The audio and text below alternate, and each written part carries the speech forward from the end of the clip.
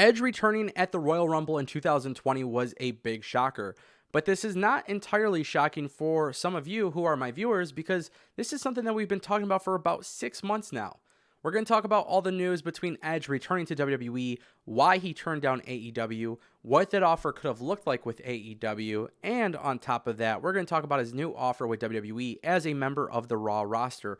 Trust me, you guys are going to want to watch this video in its entirety because there's a lot of stuff that's happened in this situation, and I don't want you guys to miss it. It's your boy Ango. Let's talk about it.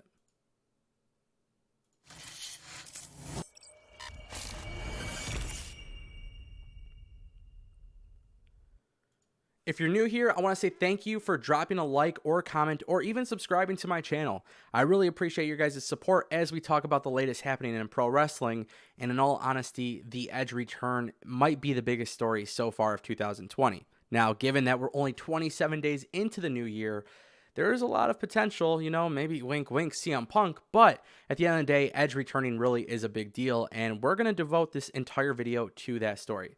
So one, let's talk about Edge and his WWE return. In the last 72 hours, people have been talking about it. But the biggest thing about Edge's return is that dirt sheets were claiming that this was going to happen recently. And honestly, this is not an entirely new story. About 6 months ago, WWE and Edge completely stopped production of their podcast television show on the network.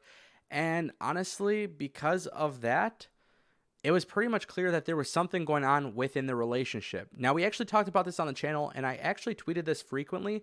So if you guys don't follow me on Twitter at Tango with Ango, you're missing out because I talk about a lot of stuff in wrestling that sometimes I just don't make a video for. But we talked about this. We talked about AEW being in talks with Edge and how I truly believe that WWE was not going to let that happen. Now, I hate saying this, but 6 months later, I told you so. It doesn't matter what the dirt sheets have been reporting in the last few days because in all honesty, dirt sheets will literally report anything and hopefully it happens. Now, as you guys know, I'm not a reporter. When I hear things, I talk about things and give my analysis, and you guys either enjoy my opinions or don't. But at the end of the day, I really don't care. I think that's kind of the beauty of pro wrestling. You might call me stupid or crazy for thinking that Edge might go to AEW, but in all reality, it was happening. It just didn't become official. And I think a lot of that comes down to money. So when it really comes down to the offer between Edge and WWE and Edge and AEW, the biggest thing here is money. And also, WWE has proved themselves time and time again. If you're a superstar like Edge, your wife is working for NXT, you have the ability to make a super incredibly high paying contract. And at that point, your return and safety is so important that you're not going to have to work every house show. You have built such a big career on yourself being a star, you're going to kind of get like the John Cena, Brock Lesnar treatment. I don't want to compare it too much like that because we are expected to see Edge obviously a lot more than that. But WWE is going to use Edge's matches for big moments and big matches and big storylines. They're not just going to have him wrestle anytime. And that's exactly why Edge has chosen WWE. Now, the big argument is that AEW can offer a flexible contract because they're a smaller company. They don't do house shows. They do 4 pay-per-views a year, and they do 1 TV show a week. Now, that is really, really cool if you're a guy like Edge. Obviously, having the ability to work little and get paid a lot is great. But now you have to look at the fact that AEW and WWE are totally 2 different companies. And while AEW is a great company, Edge would be a major part of growing the company, whereas Edge could just go to WWE, a company that's established, and he would obviously be very appreciated there. And I think that's why Edge ultimately chose WWE. Not only is his wife working at NXT, but Edge gets to go to a company with familiarity. He knows how they roll. He knows that he's taken care of medically. He knows that he's taken care of by everything that WWE has to offer because he is such a big name. In AEW, while they could offer the flexibility with the scheduling, yes, that is a very, very cool perk. You can also get that with WWE because when you are Edge, you call the shots in your negotiations. Now, most importantly, with this entire situation between Edge and AEW, it was also said that AEW offered him a backstage producer/agent role. And I think that right there is a little too disrespectful. I don't know if that's the right word. I don't know if I'm going to describe it the way it should be described. But Edge is somebody who has worked incredibly hard to wrestle. throughout his entire life. Like, he has definitely put on some great matches, great performances, won some amazing championships, had some great reigns, but he was born to wrestle. And I think while it is possible him being in an agent role can happen, I think there is so much more for him to offer.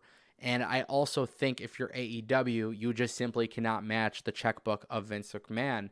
Yes, having him become a coach or an agent or a producer is very, very cool, and it's definitely going to benefit your roster and your show. But at the same time, too, you got to offer him stability. And there is a lot more risk with signing to AEW than there is with WWE. So now that you guys kind of have this idea, or this idea of AEW and Edge obviously not working out, let's talk about something a little bit more in depth, and that is the actual contract length. And I think this is a real big kicker. With AEW, a lot of people are contracted for per appearance rates. So that means they get paid a rate for each appearance that they make on TV. Some wrestlers have 3-year contracts, and some people have like 1-year contracts. That's basically what's been said about AEW contracts. Now, whether that's true or not, I guess since I don't work backstage for them, I guess I'll never really know, but that's essentially what's been reported. Now, with WWE lately, everything has been 5-year deals. Edge has been given a 3-year contract. He is expected to perform on all the big events, and he is expected to do TV while not necessarily wrestling on TV all the time. And he's also not expected to do live house shows. Now, that is actually a really good thing for Edge because he's going to be there when he's needed. He's going to get paid for 3 years, and he's got a guaranteed contract. Also, it's being said, and it's a very, very big what if, very big possibility, but it's also being said that Edge does have some sort of role with WWE after his wrestling career. I think that makes sense because even after the idea of Edge being retired for so long, he was still working with WWE in some capacity, obviously, in terms of content. And because of that, that was obviously a great way for him to come back. It was like a nice little segue into his return because he never really went out of touch with WWE. He never left WWE, kind of like CM Punk did, right? CM Punk left WWE and literally for so many years he wouldn't acknowledge wrestling. That wasn't the same with Edge. Even when he couldn't wrestle, he still showed up. And then obviously we saw him return on Raw, and there was a lot of cool moments with Edge even though he wasn't a wrestler.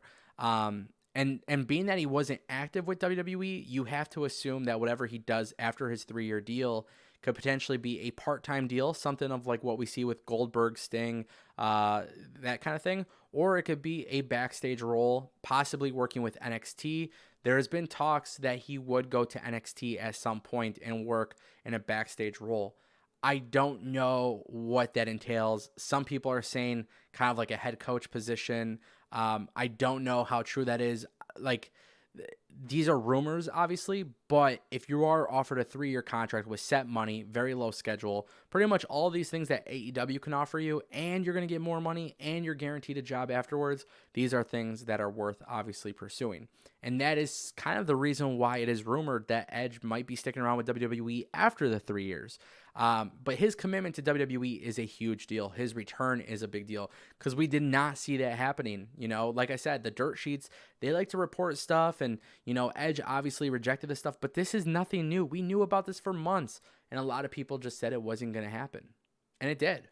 And now he's a member of the Raw roster, which I think is a wonderful thing. Raw has been one of the best wrestling shows weekly, but it doesn't get the same attention on social media as AEW Dynamite, and that's because internet wrestling fans are really, really picky and choosy on what they want to support.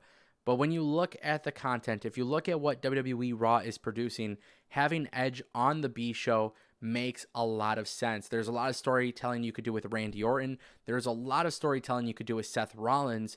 And honestly, you have guys like Buddy Murphy, AOP, Andrade. I mean, there are so many people that you would have never expected to have a matchup with Edge, and it's all going to be possible. We are expecting a very, very big feud for Saudi Arabia and WrestleMania. We'll see what actually comes to fruition. Look, I would have loved to see Edge in a ring, regardless if it was AEW, Impact, WWE, New Japan, whatever. But coming home back to WWE is what made the most sense, and I think that is the most important thing here. Edge is back in WWE as a member of the Raw roster, 3-year deal. There are talks that this contract is over 7 figures. I don't know the exact numbers. Time will tell. But once we get that, I'm going to do an update for sure. So, guys, I want to know what you think. And don't forget to click that subscribe button. This way you guys can, obviously get the latest information. But make sure you guys ring the bell, too, because this way you get notified when all the latest information actually comes out. All right, guys, it's your boy Ango, twitter.com/tango with Ango, and I'll see you next time.